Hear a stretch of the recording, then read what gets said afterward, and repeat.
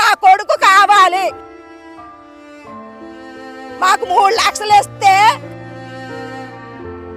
వాళ్ళు గంజాయి కేసులు ఎట్టేస్తాము, ఈ కేసులు ఎట్టేస్తాము, నీ ఆధార్ కార్డు కొడితే లిస్ట్ వచ్చేస్తుంది, ఇది వచ్చేస్తుంది అని చెప్పేస్తే వాడికి ఎన్నో టార్చర్ మాటలు పారిస్తాను. నేను రాత్రి వాళ్ళ ఇంటికి కూడా నేను వెళ్ళి బతిలాడాను. అమ్మ చిన్నపిల్లడు కదమ్మా, మీరేదో చెప్పి అబ్బాయిని కొంచెం బయటికి రప్పించండి, ఇంకా మీకు ఇలాంటిది ఏది రాకుండా చూసుకుని నువ్వు ఇక్కడ మాట్లాడితే వెళ్ళి బయటకు వెళ్తా వెళ్ళవని అడిగారండి. మా అబ్బాయి కోలుకోవాలి, లేదంటే తల్లిని తండ్రిని పిల్లని కూడా స్టేషన్లో పెట్టాలి. ఆ అమ్మాయి వల్లే మా అబ్బాయి అలా జరిగింది.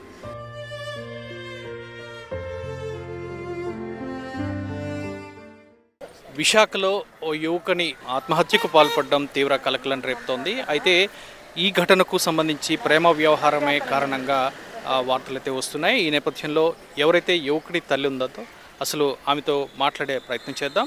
అసలు ఏం జరిగిందమ్మా? మీ అబ్బాయి పేరేంటి? అసలు ఏం జరిగింది? పేరు రోహిత్ అండి, నా పేరు యశోద అండి, మా కురందాస్ యశోద. అది మా అబ్బాయిని ఆల్రెడీ పిల్లగాళ్ళు కంప్లైంట్ ఏదో పెట్టారంటే అండి లవ్ విషయంలోని. ఏం జరిగిందని తెలీదు. పాపని డ్రాపింగ్లు అవి తీసుకెళ్తున్నాడు. అవతల ఆవిడే ఫోన్ చేస్తుందండి, ఫోన్ చేస్తేనే ఇప్పుడు తీసుకెళ్తాడు బండి మీద. ఆ కాలేజీకి దిగబెట్టినాకి తీసుకురావడానికి అన్నీ ఆ అమ్మాయే చెప్తుంది. ఆ అమ్మాయే చెప్తుండే, మాకేం తెలీదు. మా అబ్బాయికి ఫోన్ చేశారంట, మా అబ్బాయి ఫోన్ చేయగలి మా అబ్బాయి వెళ్ళాడు. ఆ విషయం కూడా నాకు తెలీదు. ఆవిడతో పాటుకి వాళ్ళ ఇద్దరు ఫ్రెండ్స్ని కూడా తీసుకెళ్ళారు. తర్వాత ఇంకో అబ్బాయి వచ్చి వాళ్ళ ఫ్రెండ్ వచ్చి ఆంటీ గారు ఒకసారి రండి అంటే, ఏటికమ్మా ఏటికంటే నేను అనుకున్నాను ఏటని జరిగింది ఏటమ్మా, బండి నుంచి ఏమైనా పడిపోయాడో ఏమో అనుకుని నేను కంగారు పడిపోయాను. అదేం కాదండి, ఆ అమ్మాయి లవ్ ఆశని అంట, ఆశని అని అమ్మాయి లవ్ చేసిందంట, ఆ అమ్మాయి వాళ్ళ అమ్మలు కంప్లైంట్ పెట్టారు అన్నారు. కంప్లైంట్ పెట్టారు అనగా నేను వెళ్ళాను. వెంటనే నేను వెళ్ళినప్పటికీ వాళ్ళ అమ్మగారు వెళ్ళిపోయారు. వెళ్ళిపోగాలి వీళ్ళు కొంచెం పుంచి మమ్మల్ని వాళ్ళు వెళ్ళిపోయారు అనేసి రేపు రమ్మన్నారు. మళ్ళీ రేపు వెళ్ళాను. రేపు ఉదయం రమ్మంటే ఉదయం వెళ్ళాను, వాళ్ళు ఉదయం రాలేదు. మళ్ళీ సాయంకాలం రమ్మన్నారు, సాయంకాలం కూడా వెళ్ళాను, వైనాలు రాలేదు.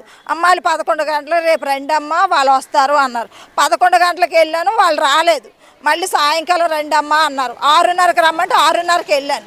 6:30కి వెళ్తే వాళ్ళ అమ్మలు, ఆ పిల్ల, వాళ్ళ నాన్నగారు, వాళ్ళ అత్తగారు వచ్చారు. వచ్చి ఆల్రెడీ ఒక పేపర్ రాసి పెట్టారు. పెట్టిన తర్వాత మా పిల్లల్ని పిలిచారు లోనికి. వాళ్ళు వెళ్ళారు, నన్ను పిల్లలేదు, నన్ను బయట వదిలేశారు. వెళ్ళినంటే పట్టమని పోలీసులు కొట్టేశారండి. లోనెట్టి కొట్టికల్ని నేను చూస్తున్నానని మళ్ళీ నన్ను బయటికి పక్క సైడ్కి పంపించేసి మళ్ళీ కొట్టారు.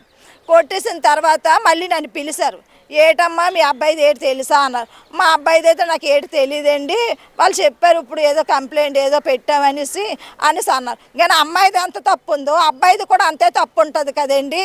ఇక ఫోటోలు కూడా ఇద్దరు దిగిన ఉన్నాయి, వాళ్ళిద్దరు ఫోటోలును. అమ్మాయి పిలకుండా ఈ అబ్బాయి వెళ్ళడు కదండి. ఏ చాక్లెట్లు ఇచ్చేసి ట్యాప్ చేశారు. అంతకుముందు వీళ్ళిద్దరికి ఏమైనా కౌన్సిలింగ్ ఇవ్వటం ఏమైనా జరిగిందా? ఏం జరగలేదు, ఏం కౌన్సిలింగ్ ఏటి ఇవ్వలేదు. అదే పిల్లడం స్టేషన్లోని, అదే మాట్లాడి ఇష్టాసారంగా కొట్టేశారు. వాళ్ళు కొట్టేసి చేసి ఆవిడని కూడా నేను బతివాలను. అమ్మ నీ కాళ్ళు పట్టుకుంటానమ్మా, ఆడి ఫ్యూచర్ పాడైపోతుంది అమ్మ, ఆడు ఐటీకి పెట్టుకున్నాడు, ఏసీ మెకానిక్ చేస్తున్నాడు, అలాంటి ఇది కొట్టకమ్మ, కావస్తే నేను సూటి సంతకం పెట్టి వాడిని తెచ్చుకొని నేను మీ జోలికి వెళ్ళకుండా చేస్తానమ్మా అన్న.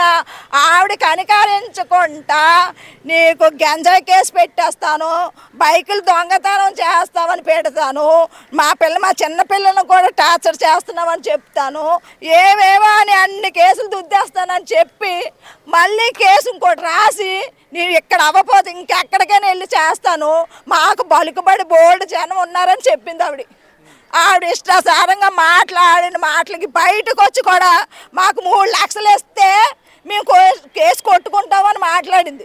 3 లక్షలు మేము ఎక్కడి నుండి తెచ్చిస్తామండి? వాడు ఏడు తప్పు చేశాడని ఇస్తాం. డబ్బులు డిమాండ్ చేసింది ఆవిడ. ఆ పిల్లకి ఆల్రెడీ ₹1,00,000 మొదలు పెట్టాడు. ఆ పిల్లకి ₹1,00,000 పుట్టినరోజులు అంటే ఏవేవో అంటే ₹1,00,000 అన్ని తినేదానికి బుద్ధి లేదండి. ఒక్క విషయంలో నాడు ప్రాణాలు తీసేశారు. ఇప్పుడైతే నాకు నా కొడుకు కావాలి, నా కొడుకు న్యాయం చెయ్యపోతే నేనైతే ఒప్పుకోను. ఇంకా వాళ్ళు వదిలే సమస్య లేదు. నేను ఎంతవరకు వెళ్ళాలో అంతవరకు కూడా వెళ్తాను. నా పిల్లల మటుకు తిరిగి రాకపోతే పోలీసు వాళ్ళు కాదు, వాళ్ళ మీద కాదు, అందరి మీద కేసు పెడతాను. నేనైతే మేమైతే ఒప్పుకునే సమస్య లేదండి. ఈ అబ్బాయి అబ్బాయి ఈ ఘటన చోటు చేసుకోక ముందు మీకు ఏమైనా చెప్పడం జరిగిందా? ఫోన్ చేయడం జరిగిందా? చెప్పడం కాదు, వాళ్ళు గంజాయి కేసులు ఎట్టేస్తాము, ఈ కేసులు ఎట్టేస్తాము, నీ ఆధార్ కార్డు కొడితే లిస్టర్ వచ్చేస్తుంది, ఇది వచ్చేస్తుంది అని చెప్పేస్తే వాడికి ఎన్నో టార్చర్ మాటలు పారిస్తే కూర్చొని సడాలమని బండి వేసుకొని తుర్రమని వెళ్ళిపోయాడు. వెళ్ళిపోతే అప్పటికి పోలీసులు బతివాళ్ళని నేను వాడు ఎక్కడికో వెళ్ళిపోతున్నాడండి, మీకు ఎవరైనా తెలుసు వాళ్ళు ఉంటే పంపించండి అంటే అలా పంపించుకుంటా చూసుకొని ఉన్నారు. ఆడు కాలిపోయిన తర్వాత వచ్చి ఇలా మీ పిల్లలు కాలి అప్పటికి కూడా వేరే వాళ్ళు చూసి వాళ్ళు ఆర్పి అంబులెన్స్ రప్పించి వెళ్ళిన తర్వాత అప్పుడు వీళ్ళు వెళ్ళారంట. ఆవిడకి డబ్బే కావాలి మరి పిల్లని పడిపించుకుంటుంది ఆవిడ. మరి పోలీసు వాళ్ళు అన్ని తర్వాత ఆ పిల్ల అబ్బాయిది ఎంత తప్పు ఉందో అమ్మాయిది కూడా అంతే తప్పు ఉంటుంది. ఎందుకు ఉండదు? కలిసి తిరిగారు, కలిసి తీసుకున్నారు. ఆ పిల్ల చిన్న పిల్ల 17 సంవత్సరాలు అట, 17 19 సంవత్సరాలు ఆయన బలి తీసేసారే మీరు. నాకు ఇప్పుడైతే నా కొడుకు కావాలి, నాకు ఏడు చేస్తారో అయితే నాకు తెలియదు. వాళ్ళు డబ్బు చేస్తున్నారు. అబ్బాయి కండిషన్ ఎలా ఉందమ్మా? కండిషన్ అయితే చాలా సీరియస్ గా ఉంది. ఐసీయూలో పెట్టారు. ఏదైనా మనకి 24 అవర్స్ అయితే కానీ చెప్పలేమంటున్నారు డాక్టర్లు కూడా. మార్నింగే కొంచెం బాగా తట్టుకోలేకపోతున్నాను బావా అని అన్నారండి. అసలు తట్టుకోలేకపోతున్నారండి. 60% బర్న్ అయిపోయాడు అంటండి. నాకు నా కొడుకు కావాలి, మాకు 3 లక్షలు ఇస్తే వాళ్ళు గంజాయి కేసులు ఎట్టేస్తాము, ఈ కేసులు ఎట్టేస్తాము, నీ ఆధార్ కార్డు కొడితే లిస్టర్ వచ్చేస్తుంది, ఇది వచ్చేస్తుంది అని చెప్పేస్తే వాడికి ఎన్నో టార్చర్ మాటలు పారిస్తే నేను రాత్రి వాళ్ళ ఇంటికి కూడా నేను వెళ్ళి బతిమలాడాను. అమ్మ చిన్నపిల్లడు కదమ్మా, మీరేదో చెప్పి అబ్బాయిని కొంచెం బయటికి రప్పించండి, ఇంకా మీకు ఇలాంటిది ఏది రాకుండా చూసుకుని నువ్వు ఇక్కడ మాట్లాడితే వెళ్ళి బయటకు వెళ్ళవని అడిగారండి. మా అబ్బాయి కోలుకోవాలి, లేదంటే తల్లిని తండ్రిని పిల్లని కూడా స్టేషన్లో పెట్టాలి. ఆ అమ్మాయి వల్లే మా అబ్బాయి అలా జరిగింది.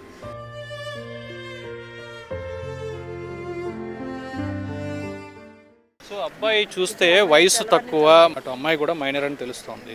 అసలు అబ్బాయి ప్రవర్తన ఏ విధంగా ఉండేది, బిహేవియర్ ఎలా ఉంది? ఆ అబ్బాయి చాలా అమాయకుడండి, ఆడికి ఏం తెలియదు. ఎవరు చెప్తే వాళ్ళ మాటలే నమ్ముతాడు అంతే తప్ప ఈడు ఫ్రెండ్స్తో తిరిగి అలాగా తయారయ్యాడు. ఇప్పుడు ఫ్రెండ్స్ ఎవరు రాలేదు. ఇప్పుడు అమ్మాయి అబ్బాయి ఇద్దరు కలిపి తిరిగారంటే ఇద్దరు అమ్మాయిది తప్పు ఉంటుంది, అబ్బాయిది తప్పు ఉంటుంది. ఇద్దరు తప్పు లేకుండా బయటకు వెళ్ళారు కదా.